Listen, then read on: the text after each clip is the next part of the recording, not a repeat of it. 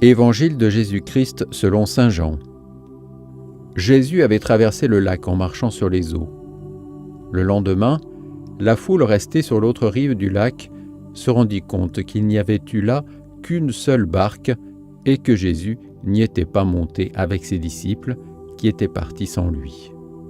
Cependant, d'autres barques venant de Tibériade étaient arrivées près de l'endroit où l'on avait mangé le pain après que le Seigneur eut rendu grâce. La foule s'était aperçue que Jésus n'était pas là, ni ses disciples non plus. Alors, les gens prirent les barques et se dirigèrent vers Capharnaüm à la recherche de Jésus.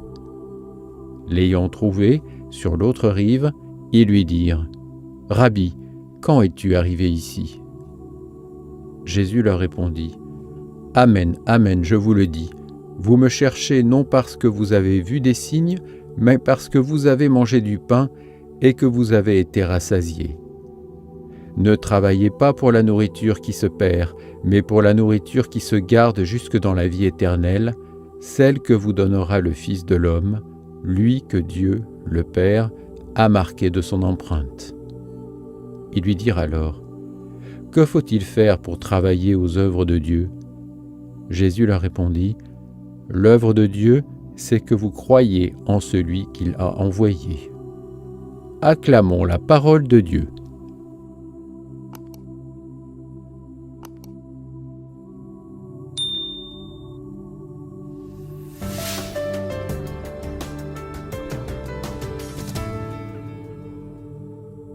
Bonjour à toutes et à tous et merci de votre fidélité. La semaine dernière, une jeune, Delphine, témoignait dans un groupe de formation de disciples missionnaires.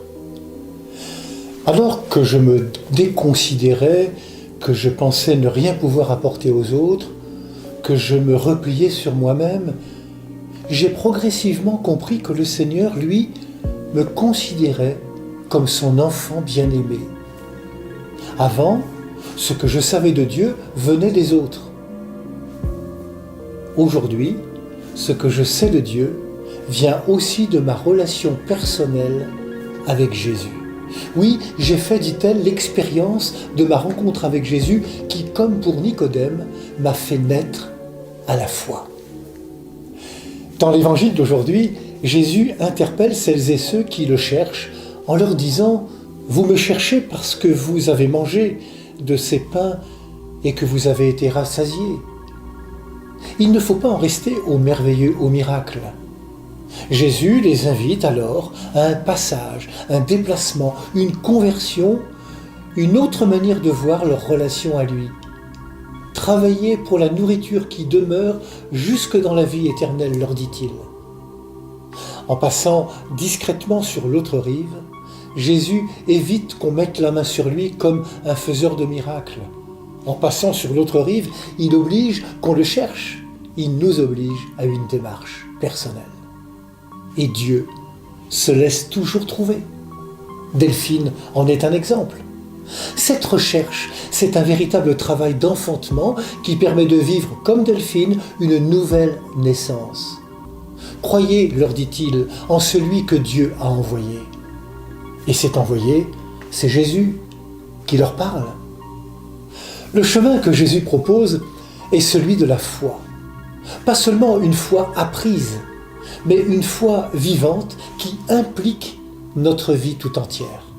Une foi qui permet de voir plus loin que les apparences, voir plus loin que le fait d'avoir pu être rassasié par des pains et des poissons multipliés par Jésus, voir dans ce signe l'action de Dieu, l'amour de Dieu à l'œuvre. Ainsi rassasiés par lui, la seule nourriture qui ne passe pas, nous pourrons répondre à sa confiance en vivant comme ses enfants bien-aimés, capables d'une foi vivante qui change notre vie et qui fait de nous des disciples missionnaires qui osent témoigner que Jésus est vivant ici, maintenant, au milieu de ce monde, en quête d'une véritable espérance. Alléluia, Christ est ressuscité.